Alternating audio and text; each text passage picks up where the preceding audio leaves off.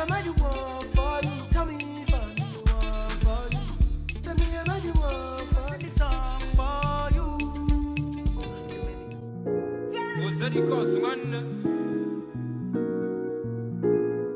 Another banger. Make a pom, make a pom, pom, pom, make a pom, make a keep a the pom, pom, pom. Your body kakara, make a pom, pom, pom on a make. So that's when I started digging a bit deeper.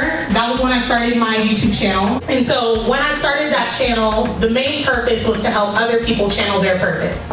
So it's very lifestyle based. I'll have vlogs. I get lit. I have fun. But it's very empowering.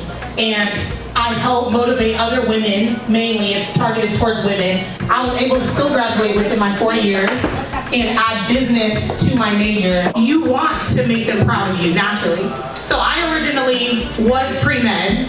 I was a bio major with a chemistry minor, and I was set on becoming a doctor. I was gonna be a sports med physician. At all my hours, I was doing everything. I was studying for my MCAT, going into my senior year when I decided that, wait, like, I don't think this is exactly what I want to do.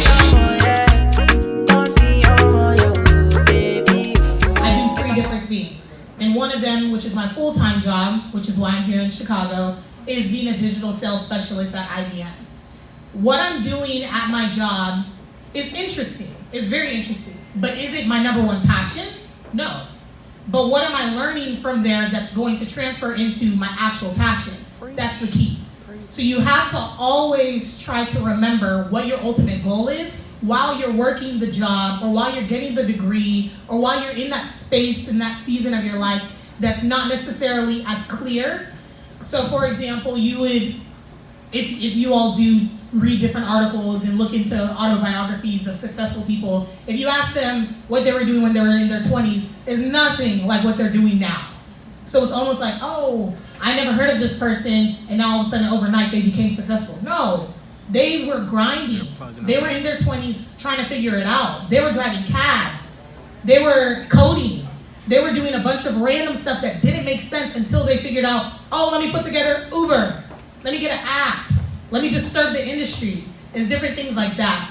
So I think that's the bulk of my story when it comes to making the transition and the shift.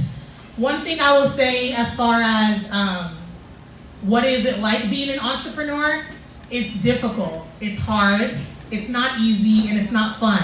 So if you think you're gonna be an entrepreneur because, oh, I don't wanna work for the man won't get me down, I don't wanna work for nobody. Well, you're gonna work for yourself and you're gonna be paying yourself. After you pay your employees, you still have to pay yourself. So you have to understand all of those concepts that fall into it.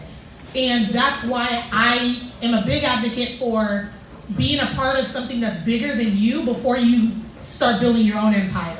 Because you can start from scratch and build your own empire, but you're gonna struggle because you lack the resources, you lack the connections. And what I said initially is, it's not about what you know, but it's about who you know.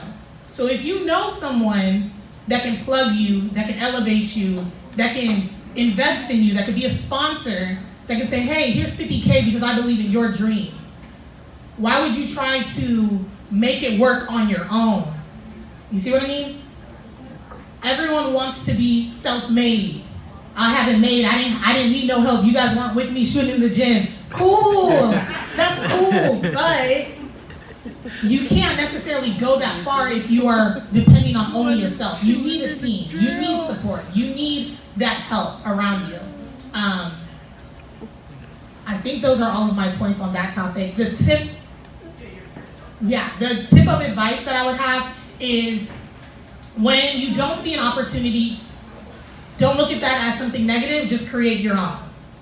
And I say that because a lot of jobs that are here today were not in existence 10 years ago, 20 years ago. And that's something that I've always lived by.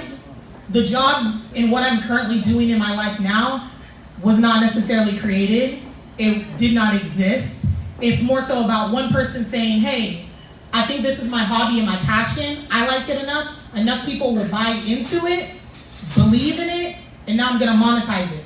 And then all of a sudden it's a trend, now it's a business. And then other people jump on it, and now this business turns into an industry. So I explain that because there's so much out there that you don't realize because you are putting yourself in a box. So I encourage you to take yourself out of that box and think against the grain and to remain curious. Last point, random example based on the tip.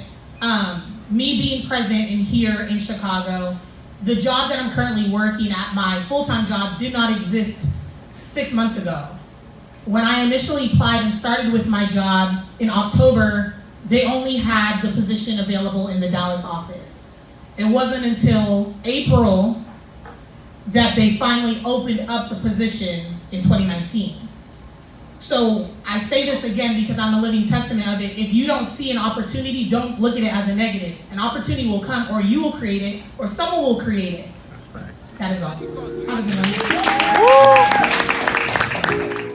one. Another banger. Make a pom, make a pom, pom, pom, make a pom, make a keep a the pom, pom, pom, your body, kakara, make a pom, pom, pom, on a